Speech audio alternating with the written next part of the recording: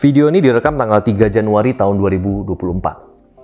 Nah, saya flashback sedikit tahun 2023, ada satu teori yang saya tonton cukup menarik mengenai kemungkinan manusia hidup dalam simulasi. Nah, mungkin secara konteks science fiction itu mungkin terjadi, tapi secara konteks real, ya ini mungkin cuma sekedar imajinasi. Nah, tapi kalau misalkan kita berpikir kritis, kita mungkin manusia seakan-akan hidup, quote-unquote, di dalam simulasi. Sama seperti ketika kita bermain video game, ya kita memilih avatar dan kita memainkan karakter tersebut di dalam sebuah sistem. Nah, coba kita lihat kondisi keuangan kita, kondisi karir kita, ya perjalanan hidup kita seperti ada dalam sistem. Kita sekolah, kemudian kita kerja, dapat uang, rintis karir, menikah, kemudian kita hidup dari paycheck to paycheck, ya kemudian ada peer pressure. Kita tanpa sadar hidup karena dapat tekanan sosial, harus punya anak. Kemudian orang-orang lagi New Year, mereka vacation, maka saya harus vacation. Kita lihat content creator bilang bahwa beli rumah itu nggak bagus, kita jadi nggak beli rumah. Jadi kita hidup bukan karena free will kita sendiri, tapi kita hidup seperti sudah di dalam sebuah sistem. Dan ini menjadi judul dari topik YouTube saya, yaitu adalah Red Pill Keuangan di tahun 2024. Nah, untuk memberikan sedikit konteks kenapa saya pilih judul ini, saya terinspirasi dari sebuah metamorfosa dari film yang sangat booming tahun 99, yaitu The Matrix. Nah, film ini adalah film science fiction yang diperankan oleh dua tokoh ya. Di dalam peran tersebut yang pertama adalah Neo, ini tokoh utamanya. Kemudian yang kedua adalah Morpheus. Nah, pada saat itu Neo ini hidup di dalam sebuah simulasi. Dan dia bertemu dengan Morpheus, ya, dan Morpheus ini memberikan dua pil, red pill dan blue pill, pil merah dan pil biru, di mana Neo itu hanya boleh memilih salah satu dari kedua pil tersebut, dan masing-masing dari pil itu memberikan keputusan dan hasil yang berbeda. Jadi red pill itu represent bagaimana dia memilih kembali ke realita. Jadi kalau misalkan dia pilih red pill, dia harus kembali ke realita, yang dimana realita tersebut nggak enak dan menyakitkan. Ya, tapi itu benar apa adanya. Sakit, nggak nyaman, tapi memang itulah realita.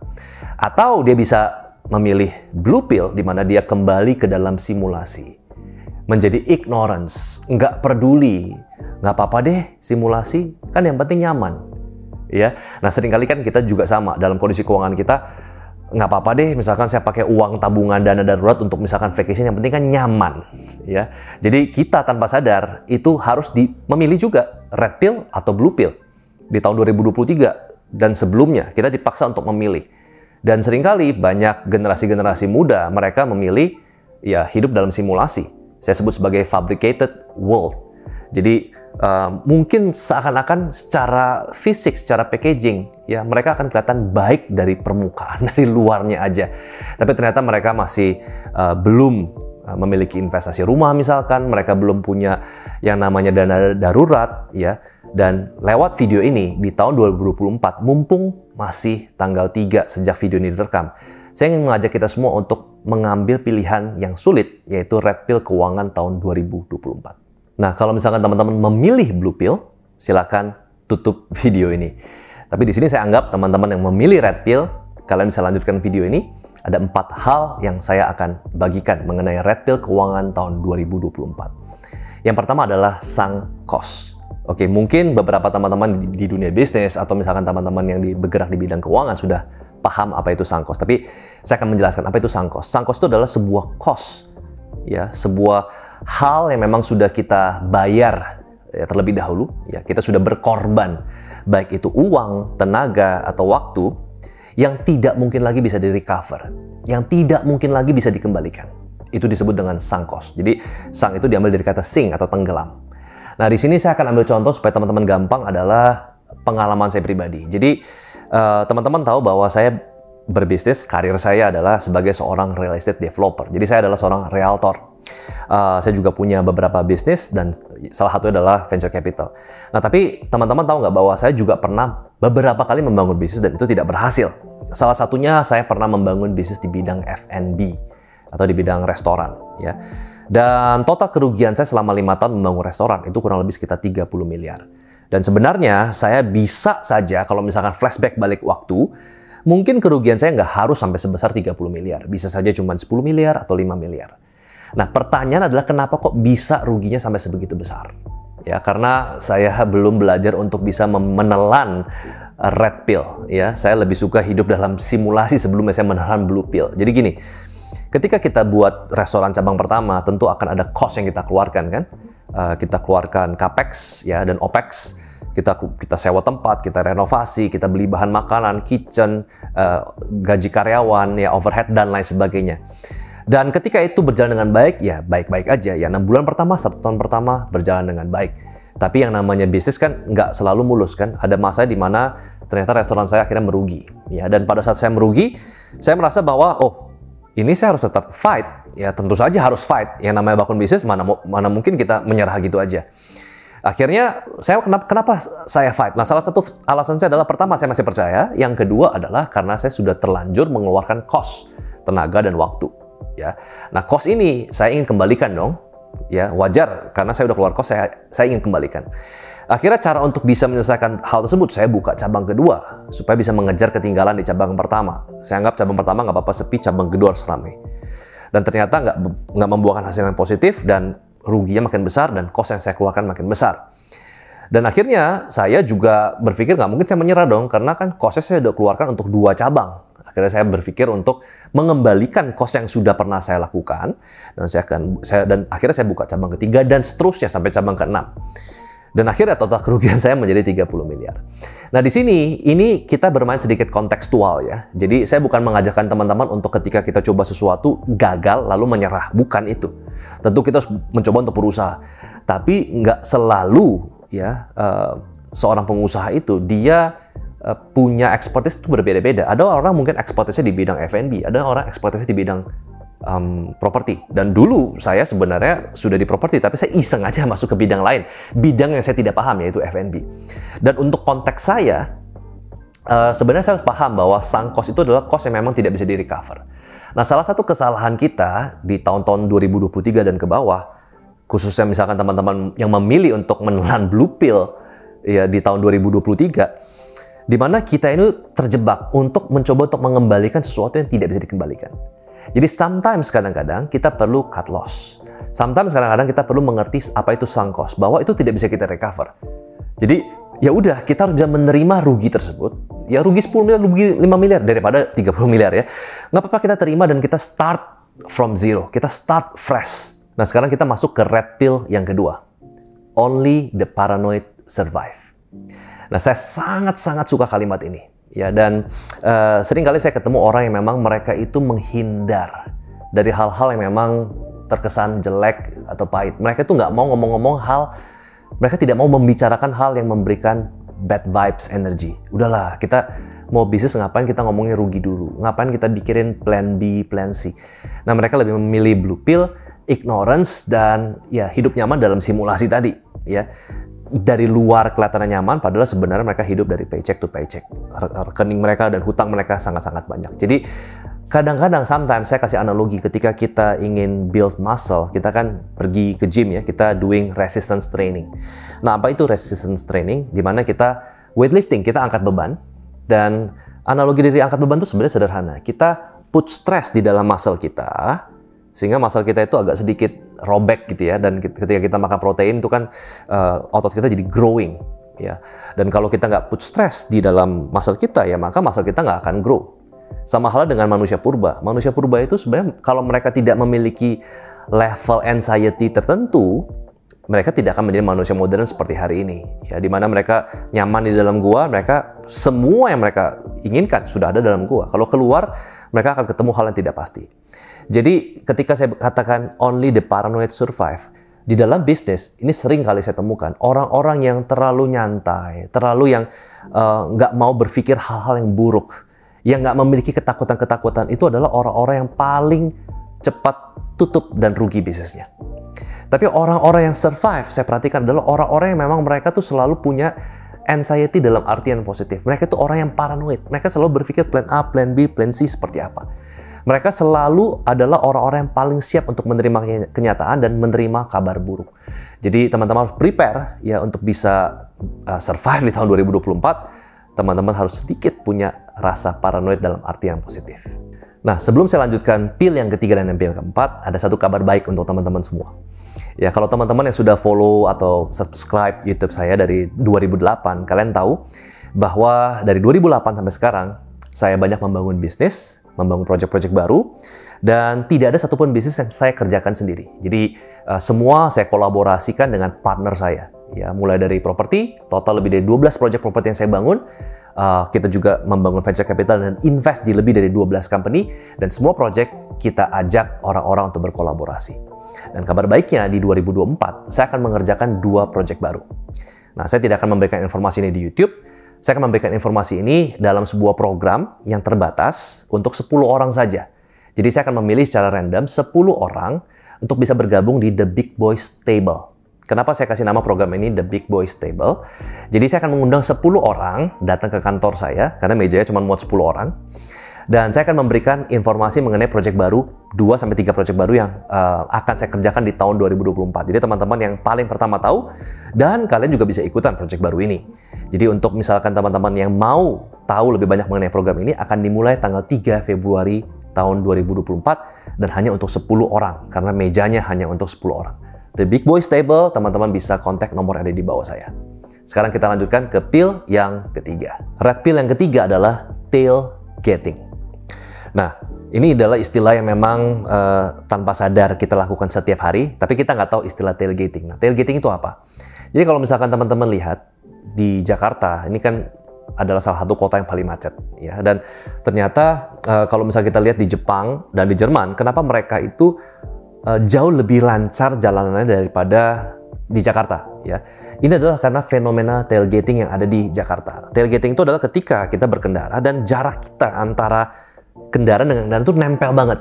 Jadi kita tuh kayak pengen nempelin tail atau buntut dari kendaraan orang lain. Jadi kayaknya kita merasa kalau jauh tuh kayaknya kita bakal telat gitu loh. Ya, jadi selalu, apalagi driver saya suka selalu bilangin, kamu jangan terlalu nempel. Memang kita mau buru-buru apa? Emang dengan kita nempel itu lebih cepat, ya. Dan ternyata, ya, seorang ahli tata kelola infrastruktur perjalanan, kemudian tata kota di Jerman itu mengatakan bahwa fenomena tailgating itu akan membuat jalanan lebih macet 25-30%. Jadi kalau misalkan teman-teman lihat di Jerman dan di Jepang ketika mereka lagi ngantri, mereka itu kasih jarak yang jauh banget. Kasih jarak mungkin bisa kayak 5-10 meter. Jadi mereka tidak tailgating, mereka nggak nempel dengan buntut tersebut. Dan akhirnya ternyata jauh lebih lancar. Loh kok bisa Pak? Bukannya kalau dekat itu jadi lebih efektif? Enggak, ternyata secara akumulasi itu ada efek berantai. Ketika misalkan orang tuh deket-deket itu jadi rebutan, dan itu efek berantai. Dan kenyataannya malah tambahin macet 25-30%. Nah, lalu apa hubungannya red pill dengan tailgating? Nah, saya sering kali ketemu orang-orang yang memang tidak bisa menelan pil pahit ketika mereka bicara mengenai keuangan. Mereka juga melakukan fenomena tailgating, tetapi di dalam konteks keuangan. Contoh misalkan, kita ini orang Indonesia itu suka latah, ya. Kita lihat misalkan ada orang yang di TikTok dia jualan barang A, barang B, terus kemudian kita ingin ngejar buntut. Kita ingin, sama kayak tadi kan, kita ingin nepetin, kita merasa, wah itu bagus. Akhirnya mereka mulai dan akhirnya nggak ngerti apa-apa dan rugi. Lalu kemudian lihat lagi si A, lihat lagi si B kayaknya dia baru mulai bisnis baru dan kelihatannya rame. Kemudian tailgating lagi, kita tempelin lagi buntutnya, kita kejar lagi buntutnya. Seringkali kita terlalu tergerak dan berpikir reaktif. Ya, jadi apapun yang kita lakukan itu, keputusan keuangan kita tuh reaksional. Jadi keputusan yang memang bukan berdasarkan akal sehat, yang berpikir secara pahitnya dulu, pil merah itu kan pahit ya, kenyataan back to reality. Tapi seringkali kita selalu pengen nempelin buntut orang. Kita selalu mengejar buntut, dan sekali lagi, kejar buntut itu nggak akan pernah habis. Ya, dan seringkali kejar buntut adalah kita justru akan mengambil sisa makanan. Ya, saya selalu percaya bahwa kalau misalnya kita mau berhasil adalah kita pergi ke tempat di mana orang-orang belum berada di sana, tapi akan berada di sana dan kita tiba lebih awal. Tapi sebaliknya ketika semua orang itu semua harus sedang mengarah ke sana dan kita ikut-ikutan, kita hanya mengejar buntut mereka. Dan ya walaupun ini nggak ada hubungannya dengan kendaraan, tapi saya percaya bahwa itu akan membuat kita mencapai tujuan kita lebih lama daripada yang seharusnya kita bisa capai. Red pill yang keempat, break the rules, fight the law. Langgar aturan dan ubah hukumnya. Sekali lagi ya, tanda petik ya. Dan ini bukan kalimat yang saya temukan ya. Ini adalah corporate culture dari Nike Ya, kalau misalkan teman-teman nonton filmnya Air, ya, itu ada di Amazon Prime kalau nggak salah. Itu diperankan oleh Matt Damon, di mana ini film mengisahkan tentang perjalanan Nike berhasil mengontrak Michael Jordan untuk bisa membuat sebuah sepatu baru, yaitu bermerek Air Jordan. Ya.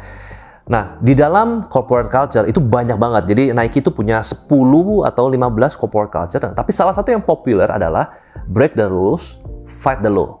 Oke, tanda kutip. Saya bukan mengajak teman-teman untuk melanggar aturan, ya, mengubah aturan, itu bukan. Tapi dalam kontekstual bisnis, seringkali kita perlu melanggar yang namanya industri standar. Ya, industri standar itu apa sih? Norma industri itu harusnya biasanya begini A, tapi kita mencoba untuk melawan norma tersebut. Ya, contohnya misalkan kayak Karen's Diner. Ini kan norma restoran itu adalah harus melayani customer, ya kan? Customer adalah raja, customer adalah king. Tapi kalau di Karen's Diner adalah customer dimarah-marahin, itu kan melanggar aturan. Nah, dalam film Air, ya ini based on true events, ya, based on true story. Pada saat Nike mencoba untuk convince Michael Jordan untuk bisa dikontrak. Nah, Michael Jordan ini lagi diperebutkan oleh beberapa sports apparel yang lain. Salah satunya yang paling kuat saat itu adalah di Adidas. Ya. Nike adalah company yang besar, tentu saja.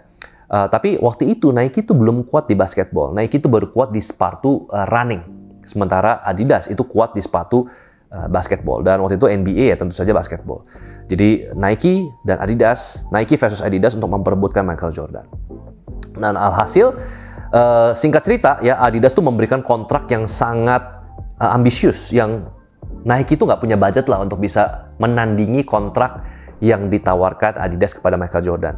Ya, tetapi di sini menarik ya.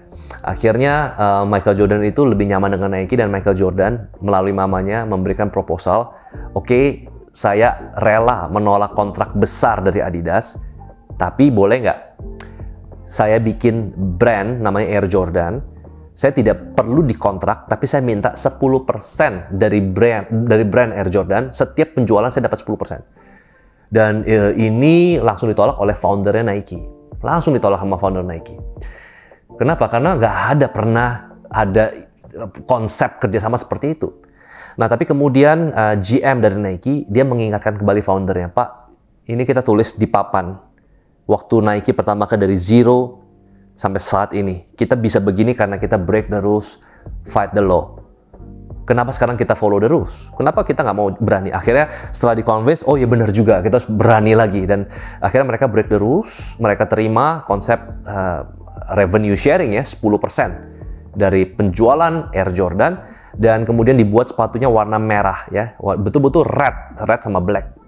Dan pada saat itu di dalam NBA ada beda dengan aturan NBA sekarang yang sepatu basket bisa warna pink, warna hijau, shocking, warna stabilo, shocking pink, gitu, banyak warna-warni. Tapi zaman dulu NBA itu masih ketat aturannya, sepatu itu harus majority putih, majority dominan putih. Dan sementara Air Jordan itu sepatunya warna merah dan hitam, dan dominan merah. Dan itu ada aturan dan ada hukumnya, dan hukumnya adalah kalau misalkan melanggar itu harus bayar $5.000 per games, ya, yang nggak gede sih, $5.000 per pertandingan. Dan akhirnya mereka bayar itu, mereka langgar aturan. Tapi waktu mereka tiba-tiba punya sepatu warna beda sendiri, yang lain putih, ini merah, dan akhirnya sekarang Michael Jordan dan melalui Air Jordan itu menjadi satu terobosan penjualan yang sangat besar mengalahkan Adidas, yang membuat Nike sebesar sekarang, ya, berhasil masuk mendisrupsi sepatu olahraga, khususnya di cabang olahraga basketball. Dan sekarang kalau ditanya salah satu atlet terkaya itu adalah Michael Jordan, bukan karena dia mendapatkan kontrak, tapi karena dia sekarang sudah menjadi bagian dari brand itu sendiri. Jadi Air Jordan ya itu sudah menjadi lambang dari Michael Jordan itu sendiri. Dan sampai hari ini saya belum melihat banyak pemain basket yang memang bisa punya satu legacy sebesar Michael Jordan. Jadi sekali lagi, red pill, yang keempat, break the rules, fight the law. Semoga video ini bermanfaat. Teman-teman yang bisa mendapatkan manfaat dari video ini, saya mau menyampaikan bahwa ternyata lebih dari 80% yang nonton video ini itu ternyata adalah orang-orang yang mungkin secara randomly ketemu timeline video saya di YouTube, dan hanya 20% yang subscribe. Jadi kalau misalkan teman-teman merasa video ini bermanfaat, mungkin teman-teman adalah bagian dari 80%, kalian bisa subscribe, dan mudah-mudahan kita bisa ketemu lebih sering lagi, bukan cuma lewat timeline, tapi lewat video-video yang lebih bermanfaat. I'll see you on the next video. Thank you.